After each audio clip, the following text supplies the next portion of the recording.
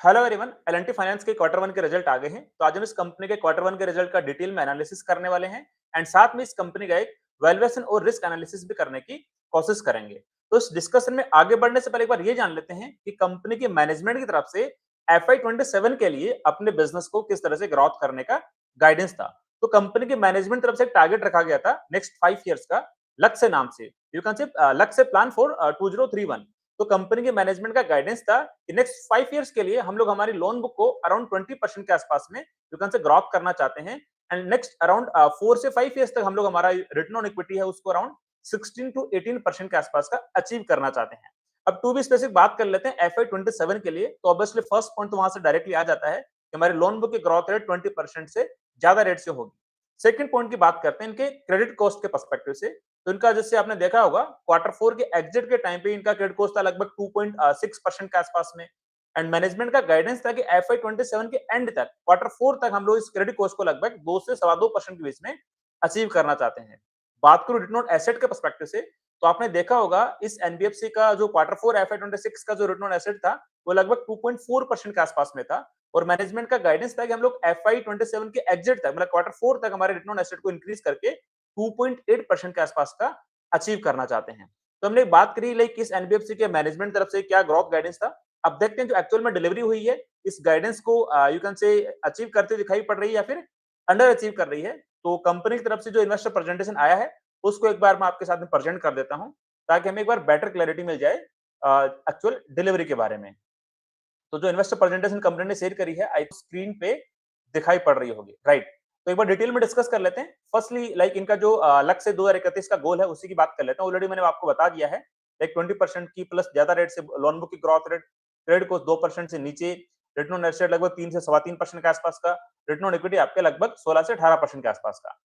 अब चलो अभी FY 27 के क्वार्टर वन की बात कर लेते हैं। लाइक इनका क्या करंटली स्टेटस चल रहा है उसकी भी बात कर लेते हैं। तो इन्होंने कहना है कि लोन बुक की ग्रोथ रेट हमारे क्वार्टर वन में 27% से हुई है। That is great, like in line है जो इनका गाइडेंस है उसको अचीव कर रहे हैं। क्रेडिट कॉस्ट यहाँ पे लगभग क्वार्टर वन के अंदर 2.54% आई है। तो लाइक ठीक है, जो इनका गाइडेंस था लेस देन 2% का वो तो लाइक नेक्स्ट 4 टू 5 इयर्स के बाद का है। बट जो FY 27 के एग्जिट का जो गाइडेंस है क्रेडिट कॉस्ट का लगभग 2 से 2.25% के आसपास का, वहां पे लाइक यू कैन से ये लोग इंप्रूवमेंट करने वाले रडार पे ही हैं बिकॉज क्वार्टर फोर FY 26 के अंदर एक क्रेडिट कॉस्ट लगभग 2.64% के आसपास में था। तो ऑन द ट्रैक चल रहे हैं। रिटर्न ऑन एसेट के पर्सपेक्टिव से भी यहाँ पे लाइक इनका इंप्रूवमेंट हुआ है, 2.40% से 2.48% हो गया है। और रिटर्न ऑन इक्विटी के पर्सपेक्टिव से इनका जो क्वार्टर फोर का एग्जिट का रिटर्न ऑन इक्विटी था लगभग 11.71% था, उसके अंदर भी अच्छी खासी ग्रोथ आई है और वो लगभग 12.71% बन गया है। मतलब जो इनका FY 27 का जो गाइडेंस था उसको यहाँ पे लाइक ऑन द लाइन चलते हुए दिखाई पड़ रहे हैं अचीवमेंट करने के पर्सपेक्टिव से। अब जो बाकी के और ऑपरेशनल पैरामीटर है उनकी भी एक बार बात कर लेते हैं। तो इनका लाइक जो उनका लोन बुक की ग्रोथ रेट है वो भी यहाँ पे अच्छे खासी दिखाई पड़ी है। लाइक यू कैन से वो तो हमने 27% की बात कर ही ली है। लोन पे जो यील्ड है वो भी यहाँ पे लाइक 14.81% के आसपास की है।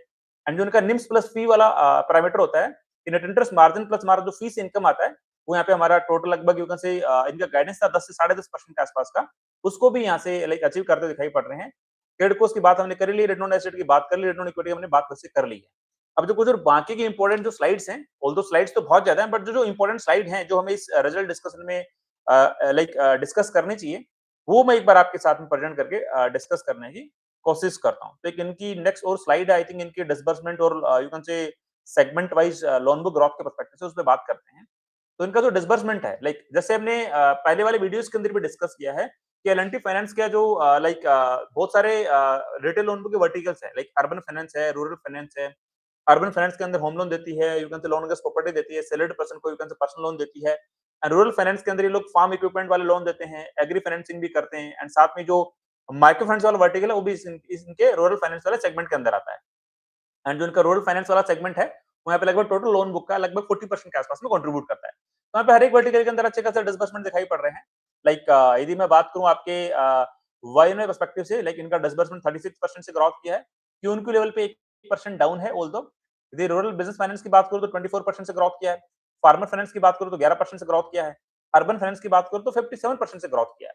मतलब इनका मेजरली फोकस अभी अर्बन फाइनेंस पे है बिकॉज आपको भी पता है रूरल फाइनेंस के अंदर लाइक जो इनका माइक्रो फाइनेंस वाला वर्टिकल है जो टोटल लोन बुक का लगभग 23-24% कंट्रीब्यूट करता है, वहां पे दिक्कत यू कैन से वो कंसिस्टेंट प्रोसेस नहीं, वो साइक्लिकल है। मतलब कभी जब माइक्रो फाइनेंस का साइकिल अच्छा होगा तब तो वहां पे अच्छे खासे लोन बुक की ग्रोथ आएगी, आपके एनपीए अच्छे खासे कंट्रोल में होंगे। तो मैनेजमेंट ने वही फोकस किया है अपने अर्बन फाइनेंस को रैपिडली ग्रो कराने के पर्सपेक्टिव से। और यदि बात करें एसएमई फाइनेंस, वो भी इसकी लोन बुक भी ग्रोथ करी है, गोल्ड लोन की बुक भी यहाँ पे ग्रोथ करी है, राइट? सो लाइक इनके डिसबर्समेंट के मतलब सॉरी यहाँ पे डिसबर्समेंट की बात करी है। अभी भी यदि इनके लोन बुक ग्रोथ के पर्सपेक्टिव से बात करें तो उसके अंदर भी अच्छी खासी ग्रोथ है, लाइक 27% की ऑलरेडी मैंने डिस्कस कर लिया ऑलरेडी हमने। रूरल फाइनेंस यहाँ पे ये लोन बुक में 22% से ग्रोथ हुई है, फार्म फाइनेंस 11% से ग्रोथ किया है, अर्बन फाइनेंस यहाँ पे 32% से ग्रोथ किया है, गोल्ड फाइनेंस यहाँ पे 182% से ग्रोथ किया है। तो अच्छा खासा मतलब लोन बुक की ग्रोथ में सेगमेंट वाइज हर एक सेगमेंट के अंदर अच्छी खासी ग्रोथ है, ऐसे कोई दिक्कत यहाँ पे दिखाई नहीं पड़ रही है। अब कुछ इंपॉर्टेंट पैरामीटर है लाइक कलेक्शन एफिशिएंसी की बात कर लेते हैं ताकि हम लोग उसके बाद में एसेट क्वालिटी वाला पैरामीटर हमें कंक्लूड कर पाएं। तो कलेक्शन एफिशिएंसी की बात करें तो लाइक ये जो ब्लू लाइन है एफआई 27 की लाइन है, तो कलेक्शन एफिशिएंसी के अंदर भी यहाँ पे अच्छी खासी लाइक मतलब जो इनका रूरल फाइनेंस है, रूरल बिजनेस फाइनेंस की बात कर रहा हूँ, जिसके अंदर ये दोनों चीजें आ जाती है, माइक्रो फाइनेंस भी आ जाता है और लाइक आपका जो माइक्रो लेंडिंग होता है जो गाँव के अंदर वो भी आ जाता है, उसके अंदर भी अच्छी खासी कलेक्शन एफिशिएंसी इनकी चल रही है, 99% ऊपर ही चल रही है, तो ऐसा कोई दिक्कत वाली बात नहीं है। और यदि बात करें लाइक फार्मर इक्विपमेंट फाइनेंस की, तो उसकी कलेक्शन एफिशिएंसी लगभग 93-94% के आसपास में है। तो मतलब वो भी ट्रैजेक्टरी यू कैन से इंप्रूवमेंट फेज के अंदर ही है, लाइक 91% के आसपास में था, अभी 92, 93, 94 के आसपास पहुंच रहा है। उसके अंदर ऐसा कोई दिक्कत नहीं है। और यदि लाइक अर्बन फाइनेंस की बात करें, उसकी जो कलेक्शन एफिशिएंसी है वो तो बिल्कुल एकदम बेस्ट पे बेस्ट चल रही है। लाइक इसके तो जितने भी सेगमेंट है, चाहे आप टू वेदर फाइनेंस की बात कर लो, पर्सनल लोन की बात कर लो, होम लोन की बात कर लो, एसएमए फाइनेंस की बात कर लो, सबका यहाँ पे कलेक्शन एफिशिएंसी मोर देन 99% ऊपर ही चल रहा है। तो ये तो लाइक टॉप नॉच है। ऑब्वियसली अर्बन फाइनेंस के अंदर लोगों का यू कैन से थोड़ा ईएमआई को ऑन द टाइम पे करने का उनका जो अर्निंग का यू कैन से मेथड होता है, एक बेटर वे में होता है, जिसकी वजह से वो लोग टाइम पे अपनी ईएमआई पे कर पाते हैं और इसी वजह से यहाँ पे जो अर्बन अर्बन फाइनेंस की जो लाइक यू कैन से कलेक्शन एफिशिएंसी चल रही है, वो बिल्कुल यहाँ पे टॉप नॉच दिखाई पड़ रही है। सो लाइक ये तो ऑलरेडी हमने वैसे डिस्कस कर लिया है, साथ में एक बार इनकी डायरेक्टली एसेट क्वालिटी की बात कर लेते हैं, इनके ग्रोस एनपीएस की बात कर लेते हैं, बिकॉज़ इनकी कलेक्शन एफिशिएंसी तो सही डायरेक्शन जा रही है। यदि कलेक्शन इनके एसेट क्वालिटी की बात करें, तो इनका जो ओवरऑल जो ग्रॉस एनपी है, वो भी यहाँ पे इंप्रूवमेंट फेज के अंदर दिखाई पड़ रहा है। लाइक इनका क्वार्टर 4 के अंदर ग्रॉस एनपी था 2.88% के आसपास में, अभी एनपी दिखाई पड़ रहा है ग्रॉस एनपी 2.86% के आसपास है। मतलब क्यू ऑन क्यू बेसिस पे भी इनका जो ग्रॉस एनपी यहाँ पे स्टेबल दिखाई पड़ रहा है। मतलब यदि मेजरली कहें तो 2 बेसिस पॉइंट का यहाँ पे इंप्रूवमेंट दिखाई पड़ रहा है। तुम्हारा जो एक इंपोर्टेंट क्राइटेरिया होता है कि किसी भी एनपीएफसी या बैंक को हम लोग सबसे पहले उसका एसेट क्वालिटी के पर्सपेक्टिव से चेक करते हैं। तो यहाँ पे एसेट क्वालिटी वाले एंगल में लाइक यहाँ पे ऐसे कोई दिक्कत यहाँ पे दिखाई नहीं पड़ रही है। अब कुछ और इंपोर्टेंट पैरामीटर्स हैं, वो मैं आपके साथ में लाइक डिस्कस करने की कोशिश करूंगा, जिससे आपको बेटर क्लैरिटी भी यहाँ पे मिलेगी। तो एक हम बात करते हैं लाइक जैसे मैंने वैसे आपको ऑलरेडी बता दिया था, कि इनका urban finance total loan book का लगभग मोर देन 60% कंट्रीब्यूट करता है और रूरल फाइनेंस यहाँ पे लगभग 39% कंट्रीब्यूट करता है। कुछ और चीज मैं आपको आज बताने वाला हूँ, लाइक एक कंपनी का, एक एनबीएफसी बैंक का एक नेटवर्क कैसे ग्रोथ करता है, उसका बुक वैल्यू पर शेयर कैसे ग्रोथ करता है, उसके बारे में बात करूंगा। उससे पहले एक बार ये देख लेते हैं कि इनका जो माइक्रो फाइनेंस वाला वर्टिकल है ना, वो टोटल लोन बुक का कितना परसेंट कंट्रीब्यूट करता है। तो देखो यार, इनकी टोटल लोन बुक कितनी है, 1.29 लाख करोड़ रुपीस की। रूरल ग्रुप लोन और जो माइक्रो फाइनेंस वाला वर्टिकल है, वो यहाँ पे लगभग 30,700 करोड़ रुपए का है। मतलब लगभग लगभग 23% के आसपास में टोटल लोन बुक के अंदर इनका माइक्रो फाइनेंस वाला पार्ट यहाँ पे कंट्रीब्यूट करता है। तो ये इंपॉर्टेंट पैरामीटर है, बिकॉज आपको पता ही होगा, जब माइक्रो फाइनेंस वाले साइकिल में दिक्कत आती है ना, तो चीजें साइक्लिकल हो जाती है। जब अच्छा साइकिल चल रहा है तो होता है, तो आपकी एसेट क्वालिटी इंप्रूवमेंट फेज के अंदर होती है, और जब आपका साइकिल अच्छा नहीं चल रहा होता है, तो आपकी एसेट क्वालिटी पे यहाँ पे प्रेशर दिखाई पड़ता है। तो ये चीज आपको यहाँ पे कंसिडर करके चलनी पड़ेगी। लाइक इसको आप डायरेक्टली किसी 100% सिक्योर लैंडिंग करने वाले एनबीएफसी से यहाँ पे कंपेयर नहीं कर सकते हो, लाइक किसी हाउसिंग फाइनेंस कंपनी से इसको कंपेयर नहीं कर सकते हो, राइट? तो वाला फैक्टर आपको देखना पड़ेगा, बिकॉज जो 100% सिक्योर लैंडिंग करने वाले एनबीएफसी होते हैं, उनको एक बेटर वैल्यूएशन मिलता है, बेटर प्रीमियम वैल्यूएशन मिलता है इस तरह की like mixed lending kind of करने वाले एनबीएफसी के कंपैरिजन में। अब बात करता हूं मैं इनके कंपनी के यू कैन से लाइक नेटवर्थ वाले जो आपसे डिस्कशन कर रहा था ना, कि कैसे कंपनी का बुक वैल्यू पर शेयर बढ़ता है, उसके बारे में बात करता हूं। तो आप ये देखो, आपने देखा होगा कि यार कंपनी की लोन बुक ग्रोथ यहाँ पे 27% के आसपास में है। तो इसका लाइक कंपनी का लाइक यू कैन से, हम जो दूसरी कंपनी के बारे में बात करते हैं ना, लाइक नॉन फाइनेंस वाली कंपनीज के बारे में, जहाँ पे लाइक यदि 30% धंधा ग्रोथ करता है, तो उसका ईपीएस का ग्रोथ रेट 30% से हो जाता है।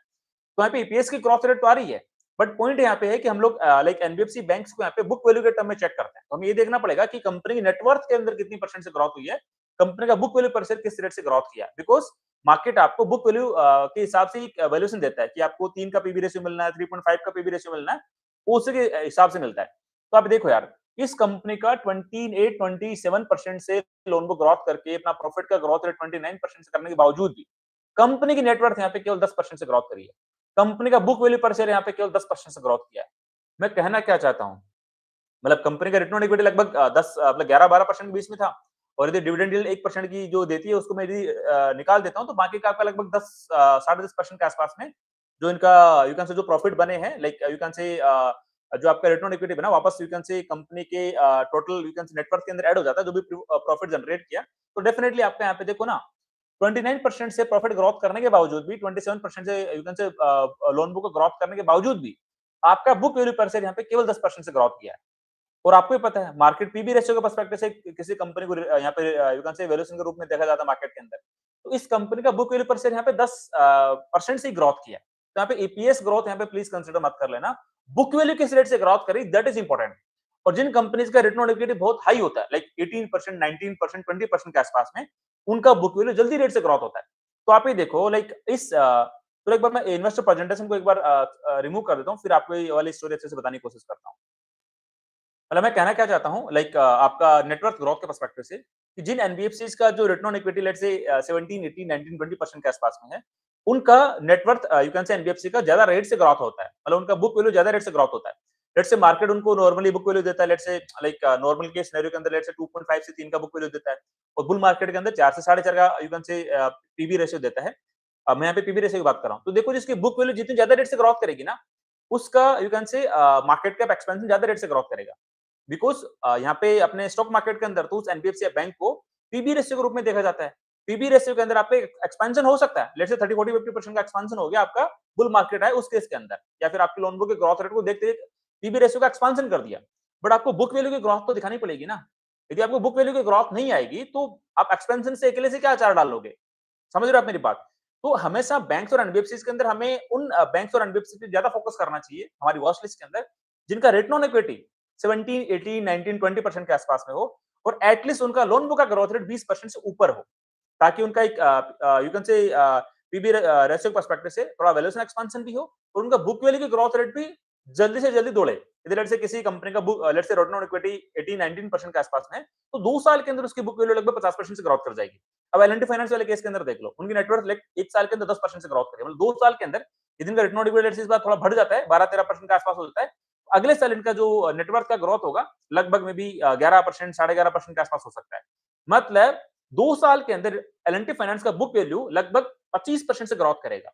जबकि एक ऐसी एनबीएफसी जिसका return on equity let's say 19-20% के आसपास में है, उसका 2 साल में बुक वैल्यू लगभग 45 से 50% के आसपास में ग्रोथ कर जाएगा। तो ये डिफरेंस होता है हाई रिटर्न ऑन इक्विटी वाली एनबीएफसीज के अंदर, और लाइक जो मैंने आपको एग्जांपल दिया एल&टी फाइनेंस का, राइट? तो ये काइंड ऑफ मैंने आपको समझाने की कोशिश करी है कि क्यों हमें फोकस करना चाहिए एनबीएफसीज के अंदर हाई रिटर्न ऑन इक्विटी वाले एंगल्स पे। ऑल्दो रिजल्ट के पर्सपेक्टिव से देखें तो एल&टी फाइनेंस के रिजल्ट के अंदर ऐसा कोई दिक्कत दिखाई नहीं पड़ रही है। एसेट क्वालिटी भी क्यों उनकी बेसिस बहुत अच्छे डायरेक्शन में जा रही है, एंड साथ में जो उनकी बाकी के जो टारगेट लिए गए थे एफआई 27 के लिए, उसके अंदर भी बिल्कुल ऑन द ट्रैजेक्टरी सही पाथ पे कंपनी चलती हुई दिखाई पड़ रही है। एंड जो उनका लॉन्ग टर्म का लक्ष्य है, जो लॉन्ग टर्म का टारगेट है एफआई 31 का लक्ष्य, एफआई 31 का, उसके लिए भी सही पाथ पे ये एनबीएफसी चलती हुई दिखाई पड़ रही है। तो ऐसा कंपनी के रिजल्ट में कोई दिक्कत नहीं, कंपनी का रिजल्ट बड़ा सही लग रहा है, ऐसा कोई दिक्कत यहाँ पे दिखाई नहीं पड़ रही है। अब एक बार देखते हैं इस कंपनी को एक बार थोड़ा यू कैन से रिस्क वाले एंगल से देखने की कोशिश करते हैं। तो जैसे हमने डिस्कस किया इन्वेस्टर प्रेजेंटेशन के अंदर, इनकी टोटल लोन बुक के अंदर जो इनका एमएफआई वाला बुक है लगभग यू कैन से 23% के आसपास में कंट्रीब्यूट करता है। तो यहाँ पे सबसे बड़ी रिस्क इसी वाली लोन बुक में नजर आती है। जब ये साइकिल अच्छा चलेगा तब तो यहाँ पे एसेट क्वालिटी का दिक्कत नहीं आएगा, और जब ये साइकिल आपका माइक्रो फाइनेंस वाला साइकिल खराब होगा, उस टाइम पे इनकी एमएफआई वाले बुक के अंदर एसेट क्वालिटी का इश्यू आएगा, और एसेट क्वालिटी का इश्यू आएगा तो उनका रिटर्न ऑन इक्विटी में भी थोड़ा डिप कर सकता है उस वाले 1-2 साल के अंदर, जब आपका एमएफआई सेगमेंट के अंदर अच्छा खासा एसेट क्वालिटी का दिक्कत आ रहा है।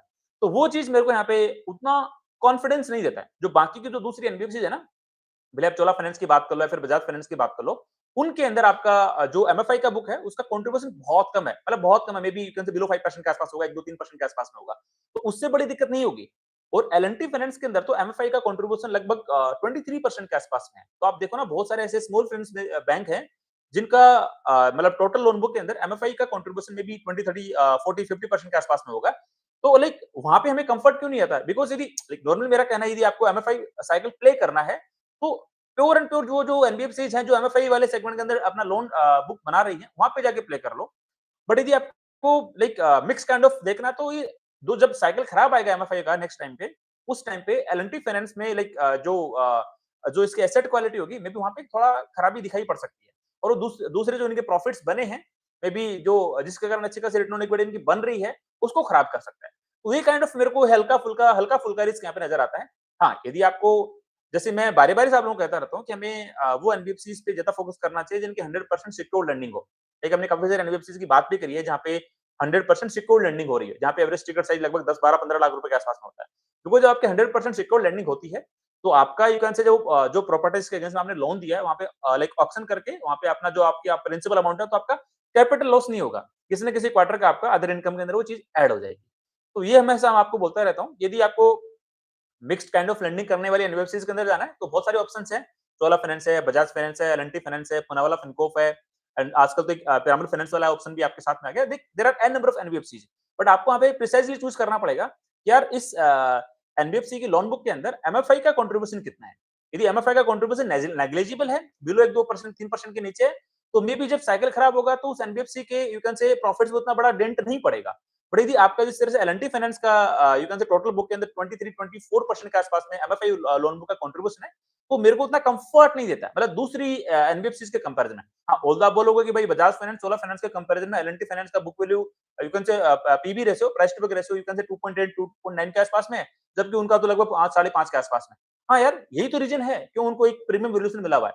बिकॉज़ वहाँ पे एज़ सच एक प्रेडिक्टेबिलिटी दिखाई पड़ रही है कि हाँ यार, इस एनबीएफसी में लाइक चोला फाइनेंस और लाइक मेरी बजाज फाइनेंस की बात करूँ, वहाँ पे एक प्रेडिक्टेबिलिटी दिखाई पड़ रही है कि जब माइक्रो फाइनेंस का साइकिल खराब होगा, उस टाइम पे ऐसे उनके अर्निंग को उतना इम्पैक्ट नहीं पड़ेगा, राइट? और उनका रिटर्न ऑन इक्विटी लाइक 18-19% के आसपास में है और उनकी लोन बुक की ग्रोथ रेट भी 20 से 25% के बीच में चल रही है। तो वहाँ पे एक यू कैन से लोगों को अर्निंग को लेके प्रेडिक्टेबिलिटी और श्योरिटी मिलती है इन द कंपैरिजन ऑफ आपका एल&टी फाइनेंस। तो ये चीज़ आपको समझनी पड़ेगी, राइट? तो मेरे को यहाँ पे ये नज़र आता है लाइक जो मैंने आपको बताया है, ऑल्दो सबका एक इंडिविजुअल थॉट प्रोसेस होता है, किसी एनबीएफसी को शॉर्टलिस्ट करने का या जज करने का। मैंने एक मेरा यहाँ पे एक पॉइंट ऑफ व्यू देने की कोशिश करी है। अब थोड़ा इसका एक वैल्यूएशन एनालिसिस भी करने की कोशिश कर लेते हैं। तो देखो करंटली इस कंपनी का पीबी रेशियो कितना है? मे बी 2.8 2.9 के आसपास में होगा। लगभग मैं इसी की बात कर रहा हूँ। अब नेक्स्ट 2 साल की बात करते हैं। नेक्स्ट 2 साल में क्या हो सकता है? इसका जो नेटवर्क की ग्रोथ रेट होगी, बुक वैल्यू पर शेयर की ग्रोथ रेट होगी, उस पे चर्चा करते हैं। तो आप देखो इस कंपनी का return on equity let's say around 11.5 12-13% के आसपास में होगा। मे बी 1 साल आगे एफआई 28 की बात करूँ तो मे बी 13-14% के आसपास में हो जाएगा। तो उसका बुक वैल्यू पर शेयर किस रेट से ग्रोथ कर जाएगा नेक्स्ट 2 ईयर्स के अंदर? लगभग 25-26-27% के आसपास में। आप ये देखो जब नेक्स्ट बुल मार्केट आएगा, तो यदि लेट्स से ये कंपनी मे बी ये एनबीएफसी बेस लेट्स से 20 से 25% के आसपास का book like loan book growth कर रही होगी, उस टाइम पे मे बी इसको एक you can say PB ratio के पर्सपेक्टिव से एक्सपांशन मिल सकता है। मे बी इसको पीबी रेशियो में भी 4.5 का मिल सकता है। बट आप ये देखो, यदि इसकी बुक वैल्यू ही नेक्स्ट 2 साल में 25% से ग्रोथ करेगी, तो ओवरऑल मार्केट कैप में एक्सपांशन कितना बनेगा? लेट्स से वैल्यूएशन एक्सपांशन हुआ, मान के चलो 2.8 से यदि आपका 4.5 जाता है, तो लगभग 50% के आसपास में। यदि 50% के आसपास का आपका वैल्यूएशन एक्सपांशन होता है बुल मार्केट के कारण, और यदि आपका लेट्स से सपोज करो बुक वैल्यू के अंदर ग्रोथ आ रही है 25% या 30%, मतलब मान लो थोड़ा रिटर्न ऑन इक्विटी और इनका बढ़ गया FY 28 में, तो उसकी मैं बात कर रहा हूँ। तो आपका लेट्स से टोटल एक्सपांशन कितना होगा मार्केट कैप के अंदर? 1.5 टाइम्स हुआ आपका यू कैन से बुल मार्केट के कारण, और 1.3 टाइम्स हुआ आपका बुक वैल्यू की ग्रोथ के कारण। दोनों को मल्टीप्लाई करता हूँ तो आपका निकल के आता है लगभग 2 मतलब लगभग 1.9 और 2 के आसपास में। तो मतलब मैं कहना क्या चाहता हूँ, मैं हमेशा आप लोगों को इस तरह से कोशिश करता हूँ कि यार लाइक जब हम लोग बियर मार्केट से बुल मार्केट में जा रहे होते हैं ना, तो हमें उन कंपनीज में फोकस करने की ज्यादा फोकस करना चाहिए जहाँ पे मैं डबल इंजन की सरकार बन रही हो। मतलब वहाँ पे एक वैल्यूएशन एक्सपांशन भी हो रहा हो एंड साथ में ही उनका मतलब लाइक साथ में उनका एक यू कैन से लाइक जो हम लोग बात करते हैं ना, अर्निंग ग्रोथ का भी सपोर्ट होना चाहिए। तो एनबीएफसी और बैंकिंग वाले केस के अंदर क्या होना चाहिए? लाइक पीबी रेशियो का एक्सपेंशन तो हमें पता हो जाएगा, लाइक पूरे बैंकिंग सेक्टर, एनबीएफसी सेक्टर का जब पीबी एक्सपेंशन होगा, तो लेट्स यहाँ पे भी हो जाएगा। बट यहाँ पे नेटवर्थ की ग्रोथ रेट, मतलब हम लोग अर्निंग की ग्रोथ रेट देखते हैं नॉन बैंकिंग और नॉन एनबीएफसी कंपनीज के अंदर। हम लोग यहाँ पे क्या देखेंगे एनबीएफसी और बैंक के अंदर, कि आपकी नेटवर्थ की ग्रोथ रेट, बुक वैल्यू की ग्रोथ रेट कितने रेट से हो रही है। तो वो चीज यहाँ पे फोकस करना चाहिए, बट इन दोनों को मल्टीप्लाई भी करते हैं ना, तो नेक्स्ट अराउंड 2 इयर्स के पर्सपेक्टिव से मेरे को यहाँ पे लाइक 2x के आसपास का फैक्टर दिखाई पड़ता है। बट हमेशा मैं तो आपको बोलता रहता हूँ कि हम लोग जब बियर मार्केट से बुल मार्केट में जाते हैं, तो हमें वहाँ ज़्यादा फोकस करना चाहिए, जहाँ पे लाइक यू कैन से लाइक यार 3x के आसपास का मल्टीपल तो बनता हुआ दिखाई पड़े ना। मतलब अदरवाइज़ फिर हम लोग इतनी रिसर्च करते हैं, इतनी मेहनत करते हैं और उसका फ़ायदा नहीं मिलेगा उतना अच्छा, राइट? तो वाला फैक्टर है। तो आई थिंक कहीं न कहीं जो मैंने चीज़ें आपको बताई है, लाइक इस स्पेसिफिकली किसी एनबीएफसी को यू कैन से जज करने के पर्सपेक्टिव से, कि उसका बुक वैल्यू का ग्रोथ रेट हमें ज़्यादा चेक करना चाहिए, और उसका लाइक पीबी एक्सपेंशन ठीक है, जब मार्केट के अंदर यू कैन से बुल रैली चलेगी, तो वहाँ तो लाइक पीबी एक्सपेंशन हो जाएगा। सारी एनबीएफसी या बैंक्स का ही होगा। ऑब्वियसली जहाँ पे लोन बुक की ग्रोथ रेट 20% से ऊपर होगी, 25% से ऊपर होगी, तो डेफिनिटली उनका पीबी रेशियो का एक्सपेंशन होगा। बट हाँ, जहाँ पे लोन बुक की ग्रोथ रेट लेट्स से 4-5% की, तो वहाँ तो डेफिनिटली नहीं होगा। बट हाँ, जिनका लेट्स से लोन बुक की ग्रोथ रेट 20%, 25%, 30%, 35% के आसपास में, उनके पीबी रेशियो का एक्सपेंशन होगा। बट पीबी रेशियो एक्सपेंशन का फायदा तो मिल जाएगा, बट आपकी बुक वैल्यू की ग्रोथ रेट अच्छी नहीं होगी, तो आपको डबल इंजन की सरकार वहां पे नहीं बन पाएगी। समझ रहे हो ना? अच्छे से नहीं बन पाएगी वहां पे डबल इंजन की सरकार। और जहां पे बुक वैल्यू की growth rate let's say like आपका रिटर्न ऑन इक्विटी 18, 19, 20% के आसपास में है, तो डेफिनिटली आपका बुक वैल्यू की ग्रोथ रेट नेक्स्ट 2 साल के अंदर में भी 45 से 50% के आसपास हो सकती है। और पीबी एक्सपेंशन अभी आपका अच्छा खासा हो गया, तो फिर आपका मल्टीप्लाई में भी 3x के आसपास हो सकता है। तो आपको ऐसी एनबीएफसी जैसी बैंक्स देखनी है जहां पे डबल इंजन की सरकार बन रही हो, बुक वैल्यू के अंदर ग्रोथ रेट बन रही हो नेक्स्ट 2 इयर्स का अराउंड 40 से 50% के आसपास में, एंड साथ ही पीबी एक्सपेंशन का स्कोप बन रहा हो आपका लगभग 80 से 90% के आसपास में, ताकि ओवरऑल आपका लगभग 3x के आसपास में उस कंपनी की मार्केट कैप बनने की पॉसिबिलिटी बन रही हो। तो आई थिंक ये मैंने मेरा इस एल फाइनेंस को लेके आपको समझाने की कोशिश करी है कि डबल इंजन की सरकार कैसे बन सकती है किसी बैंक या एनबीएफसी के अंदर। तो ओवरऑल लाइक आज के डिस्कशन के अंदर मैंने एल&टी फाइनेंस की यू कैन से क्वार्टर वन के रिजल्ट के बारे में एंड कंप्लीटली मेरा थॉट प्रोसेस मेरा पर्सपेक्टिव देने की कोशिश करी है कि मेरी तरफ से ऐसा कोई स्टॉक रिकमेंडेशन बिल्कुल भी नहीं है। आप लोग अपनी इन्वेस्टमेंट एडवाइजर से पूछ के डिसाइड करना कि आपको इस कंपनी को अपनी वॉच लिस्ट का पार्ट बनाना है या पार्ट नहीं बनाना है, बिकॉज मैं बारी बारी से आप लोगों को कहता रहता हूँ कि I am not a SEBI registered research analyst, I am not a SEBI registered investment adviser, so I am not authorised to give any stock recommendation. मेरा हमेशा इतना टारगेट होता है कि मैं आप लोगों को इतना इतना सिखा दूं, इतना समझा दूं कि आप लोग भी अच्छे से as independent active growth investor बन के खुद के पोर्टफोलियो का डिसीजन खुद से इंडिपेंडेंटली अच्छे से ले पाओ। तो यदि आपकी कोई क्वेरी क्वेरी डाउट्स क्वेरी कुछ हैं तो डेफिनेटली आप कमेंट सेक्शन के अंदर पूछ सकते हो। आई विल ट्राई मैं आपकी सारी क्वेरी क्वेश्चंस को वहां पे आंसर करने की कोशिश करूं। तो आज के लिए इतना ही, मिलते हैं नेक्स्ट वीडियो में, तब तक के लिए थैंक यू, बाय बाय।